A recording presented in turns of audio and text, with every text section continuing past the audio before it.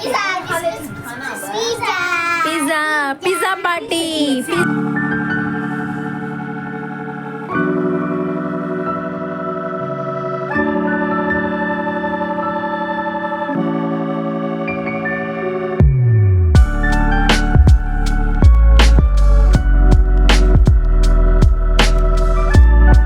अस्सलामुअलैकुम एवरीवन, कैसे हैं आप सब। मैं उम्मीद करती हूँ कि आप सब खैरियत से होंगे, खुशी से होंगे। Welcome back to our YouTube channel उम्मी स्नान न्यू व्लॉग। कुछ दिनों से है ना मेरी रूटीन चेंज हो गई थी, इसलिए है ना क्या व्लॉग्स भी अपलोड करती नहीं थी, और अब जाकर अल्हम्दुलिल्लाह रूटीन मेरी सेट हुई है। Pizza pizza party. और बकरीद का व्लॉग भी है ना मैं आपके साथ शेयर कर सकी नहीं। इंशाल्लाह इस व्लॉग में है ना क्या मैं थोड़े से क्लिप ली थी, वही मैं आपके साथ शेयर करती हूँ। तो बच्चे हैं ना इवनिंग से पिज़्ज़े की ज़िद करते थे, तो इसलिए है ना क्या मेरे भाई ये 2 डिफरेंट टाइप्स ऑफ पिज़्ज़ास लेकर आए थे। एक चिकन का पिज़्ज़ा था और दूसरा आकर मिक्स वेज है ना वो पिज़्ज़ा लेकर आया था। तो उनकी खुशी इतनी ज़्यादा थी ना, वो चीखा मारते थे, तो मैं बोलती थी इनको पिज़्ज़ा पार्टी चलती है बोल को। और ये केक आकर मेरे छोटे भाई का बर्थडे का केक है। वैसे तो हमें बर्थडेज़ वगैरह करते नहीं, केक कटिंग या फिर कुछ भी करते नहीं, तो बचपन से लेकर अभी तक है नहीं क्या उसे एक बार भी केक कटिंग नहीं करे थे, और इन्हें थोड़ा सा फील होता था, इसलिए है नहीं क्या इस बार मेरे भाई अरेंज करे थे एक केक। और मेरे भाई को मालूम नहीं था कि हमें केक लगा कर रखी बोल को, तो जैसे ही हमें उसके सामने लेकर आई ना, तो उन्हें लिटरली शॉक हो गया था।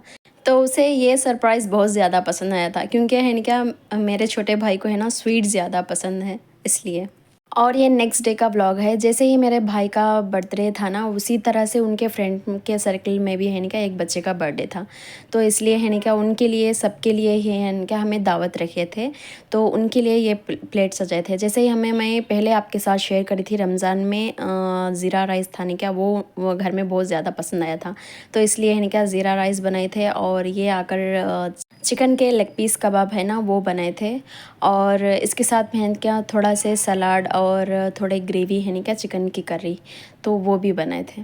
और जब भी मैं अम्मी के घर आती हूँ ना, कुछ भी स्पेशल पकता है तो ज़रूर से हमें एक कैरी आकर हमारे सासुन के घर को भेजती, क्योंकि हमें है क्या इधर खाते रहती हैं, तो उनको बुला तो उन्हें आ सकते नहीं, तो इसलिए है क्या उनको कैरी देकर भेज डालती हूँ, क्योंकि मेरे हस्बैंड और हमारे सास और ससुरे हैं क्या उन्होंने भी खा लेती, तो इसलिए है क्या ये कैरी रेडी करते थे। और मेरी बहन को भी है क्या उन्हें भी एक बॉक्स में लेकर गई थी। और ये इवनिंग का टाइम था, इस तरह से है क्या इसरार आइसक्रीम की है क्या पार्टी होती थी। अब यहाँ पर बच्चे जैसे ही है क्या ज़ीरा राइस खाए थे ना, तो उसके साथ ही है क्या आइसक्रीम की ज़िद करते थे, तो इसलिए है क्या मेरे भाई जाकर लगा कर दिए थे। और यहाँ पर मेरे भाई ईद के लिए बच्चों को कपड़े लेकर आए थे, तो उसी को है ना ओपन करके देखते थे हमें।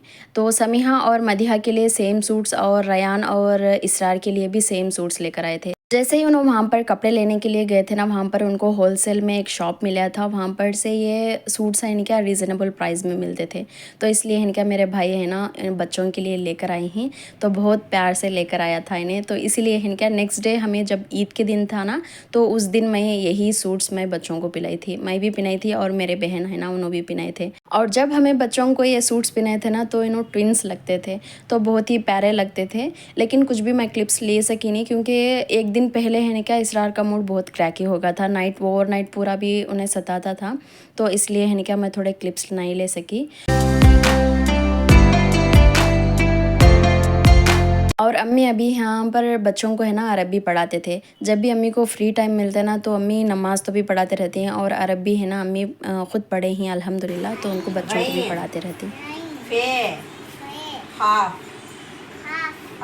मदीहा इधर देखा, मदीहा। और ये ईद का नेक्स्ट डे है। जैसे बकरीद के दिन है ना, उस दिन ही हमें क़ुरबानी देती हैं। जो अल्लाह हमें नवाजा है, तो बकरे से या फिर बैल से या फिर कुछ भी है नहीं क्या, तो ऊँट से या फिर जिसको जो चीज़ है अल्हम्दुलिल्लाह, तो उस चीज़ से है नहीं क्या हमें क़ुरबानी देती हैं। तो हमें आकर हिस्सा डाले थे, वो हिस्सा आकर वो नेक्स्ट डे ही ला कर दिए थे, तो उसमें ही है, उसमें भी मैं थोड़े से क्लिप्स ही ली थी, तो वही मैं आपके साथ शेयर करती हूँ। और मीट को हमें कैसा स्टोर कर सकती, वो भी मैं आपको इस व्लॉग में आपके साथ शेयर करती हूँ। और जैसे ही गोश्त आया ना तो उसकी स्मेल सशा को आ गई थी, तो आसपास से ही फिरती है। तो अभी है ना ये बीफ का गोश्त है, तो बीफ मीट है, तो इसे है नहीं क्या डिस्ट्रीब्यूट कर देंगे। तो मैं है ना रिलेटिव्स में और नेबर्स में और थोड़े थोड़े जिन जिन को ज़रूरत पड़ती ना, तो उनको है नहीं क्या मैं कवर्स में डाल कर रख डाली थी पैकिंग करके। तो उसी को है नहीं क्या हमारे जो हाउस हेल्पर आती तो उन्होंने थोड़ा लेकर गए थे, और मेरे भाई को बुलाई थी मैं, तो हमारे रिलेटिव्स में डिस्ट्रीब्यूट करने के लिए, तो उन्होंने भी आए थे, उन्होंने भी लेकर गए ही। तो सबको भी है नहीं क्या देने के बाद हमारे घर के लिए है नहीं क्या मैं थोड़ा सा ही बचा के रखी थी। और जैसे ही मैं गोश्त ट्रांसफ़र करी ना तो सशा आ गई थी, तो पैकेट्स में डालने भी देती नहीं थी, तो उसके लिए इनका एक पीस मैं निकाल कर डाली हूँ। और इन्हें तो इतनी सी छोटी सी बच्ची है, तो इसे मैं छोटे पीसेस कट करके डालती, लेकिन है नहीं क्या इसे नहीं सुनना नहीं था, तो उसके लिए है नहीं क्या इसे छोटी पीस लेकर डाली हूँ। और पॉकेट्स हमें काउंट के हिसाब से बनाए थे, तो जिसे जिसे देना था तो वही अम्मी बोलते थे, तो उसी के हिसाब से मैं पैकेट्स भी बनाती थी।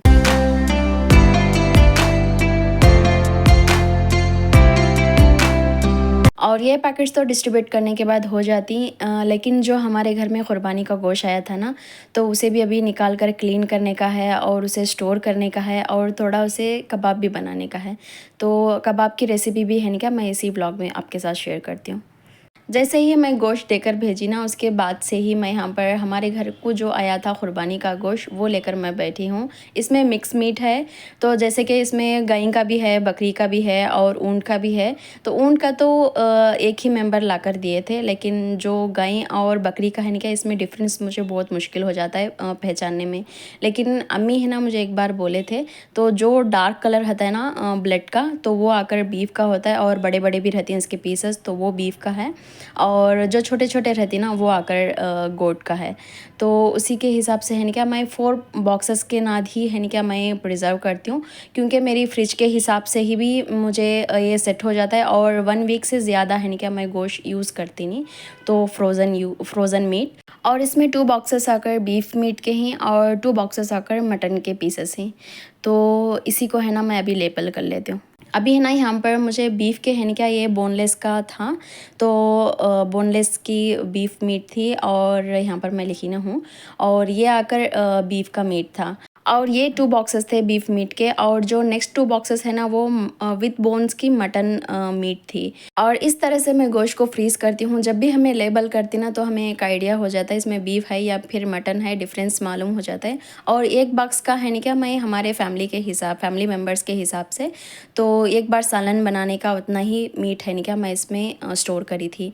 जिससे क्या होता है बोले तो एक बार में हमें निकाल लेती बॉक्स, और उससे है नहीं क्या सालन बना लेती। तो इसी तरह से है नहीं क्या स्टोर कर ले बोले तो हमारे लिए ईजी हो जाता है। काश मैं आप लोगों के साथ ये व्लॉग पहले शेयर करती तो अच्छा होता, लेकिन थोड़े दिनों से है नहीं क्या इधर वायरल फीवर्स चलते थे, और बहुत सारे ऐसी सिचुएशंस थी, तो जिसकी वजह से है नहीं क्या मुझे वॉइस ओवर करने के लिए टाइम ही नहीं मिलता था, लेकिन ब्लॉग तो मैं बनाई थी। और वायरल फीवर्स ऐसे होते ही बोले तो एक बच्चे को अगर फीवर आई बोले तो दूसरे बच्चे को भी है नहीं क्या आ जाती है, तो इसलिए है नहीं क्या दोनों को भी फीवर थी, और बहुत सारे ऐसे इश्यूज़ थे। तो इसलिए है ना मैं इतनी देर बाद मैं व्लॉग अपलोड करती हूँ। Hope you understand guys. तो मुझे एक प्यारा सा कमेंट आया था, तो उनके ज़रिए से है ना क्या मुझे मोटिवेशन मिला है। जैसे ही आप कमेंट्स करते हैं ना, तो मुझे एक मोटिवेशन मिलता है, और व्लॉग बनाने के लिए और अपलोड करने के लिए भी। और थोड़े है ना क्या सब्सक्राइब नहीं करते, लाइक भी नहीं करते हैं, और कमेंट तो बिल्कुल भी करते नहीं, तो इसलिए है ना क्या थोड़ा डीमोटिवेट हो जाती हूँ।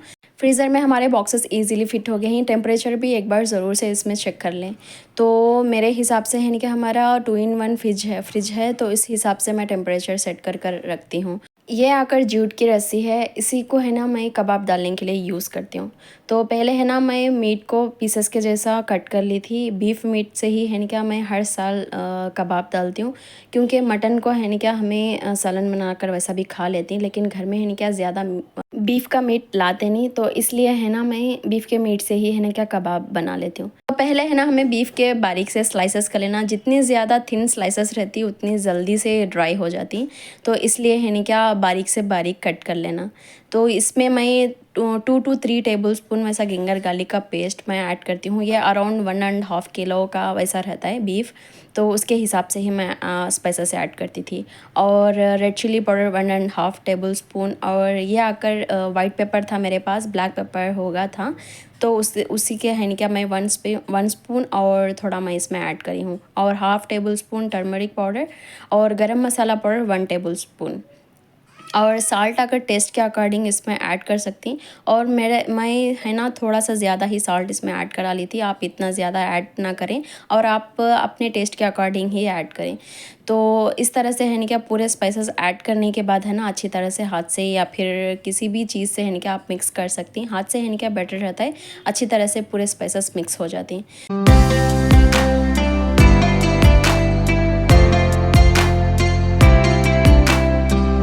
और इसी तरह से सब मीट को भी है ना स्पाइसेस डालकर मिक्स कर लेने के बाद, और जो जूट की रस्सी थी ना उसमें है ना क्या इस तरह से एक नीडल मिलती है, तो इसे सुआ बोलती। तो उसे है ना क्या हमें ऐसा प्लेस कर लेना, जैसे कि हमें धागे में सुई पुराती ना, तो उस तरह से।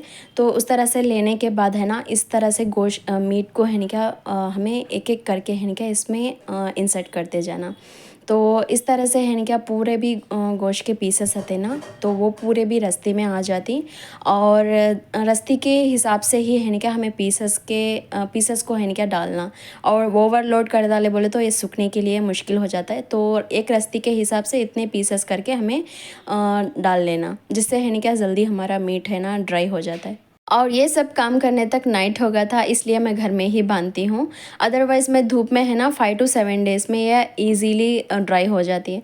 और सूखने के लिए पीस से पीस के बीच में है ना थोड़ा सा गैप रहना, जिससे जल्दी सूख जाता है। और वेदर भी इतना ज़्यादा ख़राब था ना, घर में ही मैं सूखने के लिए रख डाली थी 2-3 डेज़ के लिए। और कंटिन्यूस से फ़ैन भी चलता था। और इसके बाद मैं सनलाइट में है ना 2-3 डेज़ रखी थी। और कुर्बानी का गोश्त इतना ज़्यादा आता रहता है ना, हमें खा भी सकते नहीं और वो वेस्ट हो जाता रहता है।